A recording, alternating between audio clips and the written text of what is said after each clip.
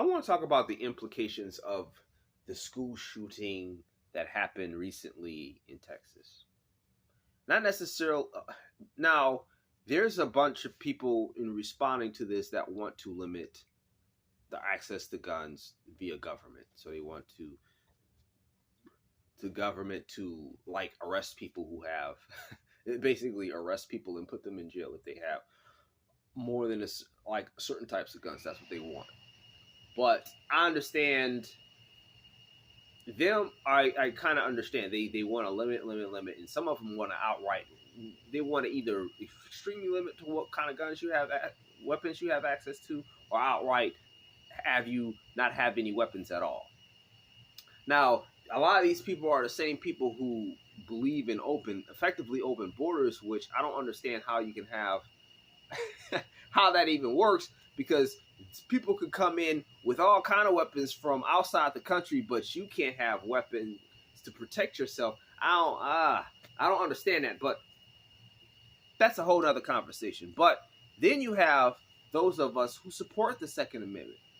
And the thing about this situation was, it was the police who were just as much, or if not worse, the problem as the shooter, because they were not only not doing anything, they were preventing others from doing something.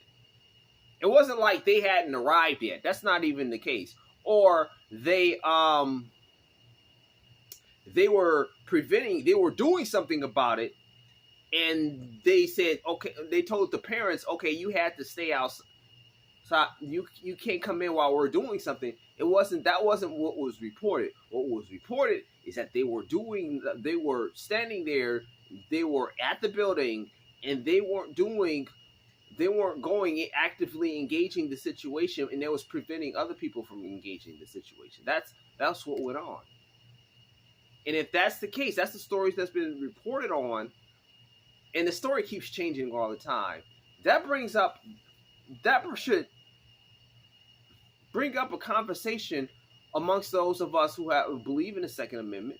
When is it okay to use force when it comes to the government?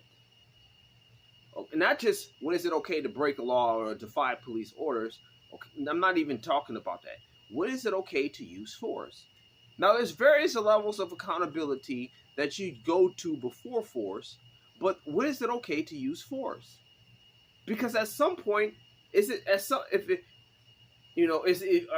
if you don't believe there's some point it's okay to use force, then you're saying it's never okay to use force. That means no matter what the government does, if they put people in concentration camps, if they start killing children, then it's okay to use. Then it's never okay to use force against the government. They're always right. And I don't think anybody will go that far. So we need to have a conversation. When is it okay to use force? When is it okay? Now, here's the thing about the Second Amendment and the Constitution. The whole point of the Second Amendment and the Constitution as a whole is to limit the government so we can limit the government so we can hold the government accountable. And the Second Amendment was an aspect of the Constitution, so that allowed us to hold the government accountable by force. That's what it was for. So, when is it like in this situation where the police it was reported that the police were preventing people from protecting their kids. In that situation, whether that happened or not, but in that situation, most people believe that, okay, if the cops was preventing me from protecting my kids, if I can't get around, if I can't avoid them, if I can't just go around them and handle things another way, then I will have to address them force with force. And nobody would have a problem with that. Because you're doing something evil. You're enabling the school shooter. You're enabling a guy who's killing people, in particular kids. And that's who we're supposed to be protecting. But anyways, it's just like amongst those of us who believe the Second Amendment, the conversation is not being had. When is it okay to use force? Like there's some instances, there were some instances in the past.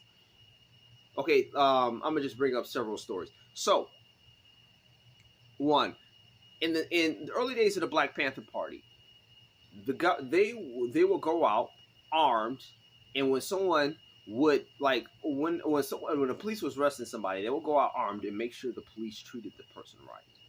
And that's what the Second Amendment was for, because we know early on in America, I mean, especially early on in American history, police had it. Police did black people dirty, and it's not like the police never do anybody dirty now. We know that out of all the police officers, we know some stuff like that still happens, but to what degree, that's another conversation. But they were there to hold police accountable. I heard a similar thing happen with, there was a YouTuber that was talking about his story in, I believe, Arizona, and the police came to his house for some reason, and then there was individuals in his neighborhood who were armed that just came out and made sure things went okay with the cops. Recently, there was I believe it was Oath Keepers, when there was riots in Kenosha. They came out and they was armed, and they were there, from what I heard, they were there to, when the people was talking to them, they was like, we're here to make sure that the police don't do anything to you that they ought not. So when is it okay to use force against the police? We see that during the past few years, like them allowing people to riot, but them allowing the people to riot, and they're not them standing down. Then I saw, like, during the Charlottesville situation, the police stood down there, and I was watching some live video of that, and the police, or some video of that, and the police were told that they weren't allowed to do anything. They were just supposed to allow that hot mess of a situation to happen, instead of just breaking it up, and then the individual died. It's not like the police never stood down before. I believe they weren't even doing much of the riots. They were abandoning their precinct when it was being attacked. So apparently they've stand down before. Okay, they're not. That's not an unusual situation. And we know that in the future they could enforce laws that are really, really messed up. So when is it okay to use force against the government? At what point is used? And I'm not even talking about overthrowing it. People's like, if they come for my guns, or they come for my... By then it's too late. Because you have an organized group of people against you. It's too late to do anything now. That's effectively useless. That's just like bringing in some medicine after someone's dead, or when someone's about to die and the medicine is not strong enough. It would have been strong enough 6 days ago, but now now you bring it in and it's too late.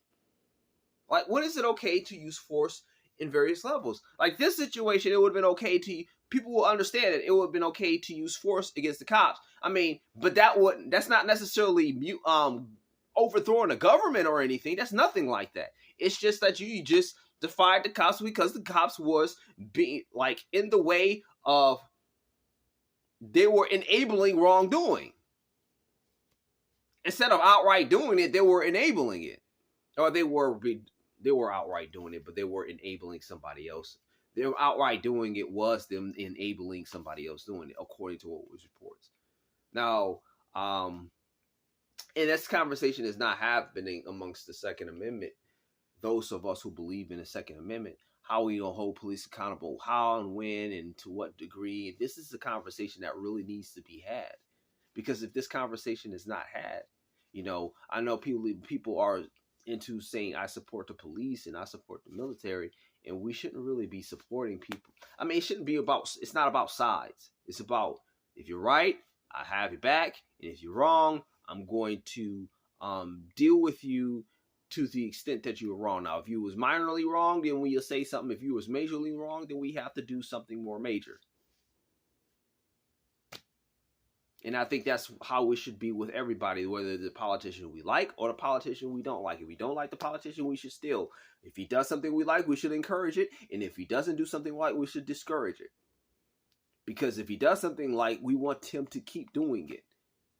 And if he doesn't do something like, we want to discourage it. And that's with whether we like the people or not. And it's the same thing with military and cops. And when it comes to just supporting a group of people, we should never support, as far as government, they're the fox guard in the hen house. And we should never support a group of people beyond how we're going to hold them accountable. If we're not going to hold them accountable, our support is enabling them to do us wrong. So my question is, at what point is it okay to use force against the government? Now, we know that if they start exterminating people, it's obviously okay. In this situation, it would have been okay if it came down to it. But before then, at what point is it, the various degrees, at what point is it okay to use force against the government?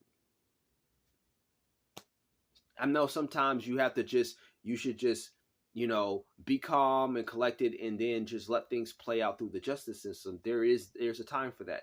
But at what point is it okay to use against the government?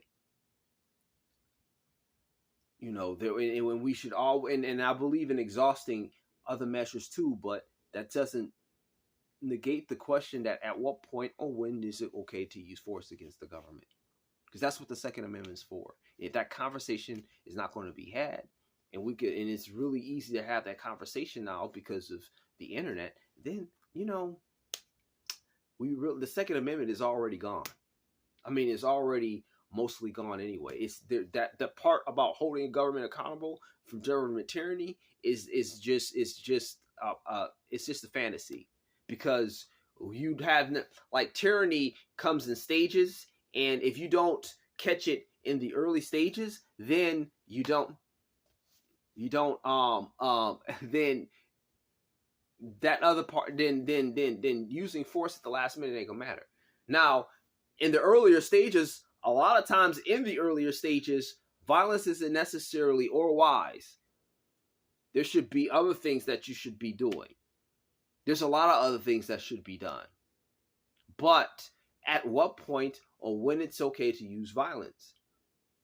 And a lot of times when you use violence, that's probably a sign that we weren't holding them accountable in other ways enough in the first place.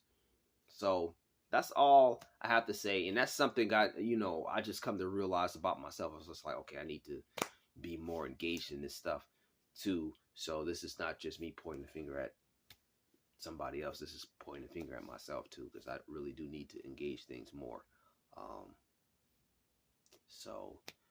I don't even know where to start with this, but I'm just putting this question out there for people smarter than me, because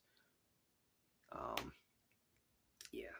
So thanks for your time. Thanks for watching, and God bless, and have a good night.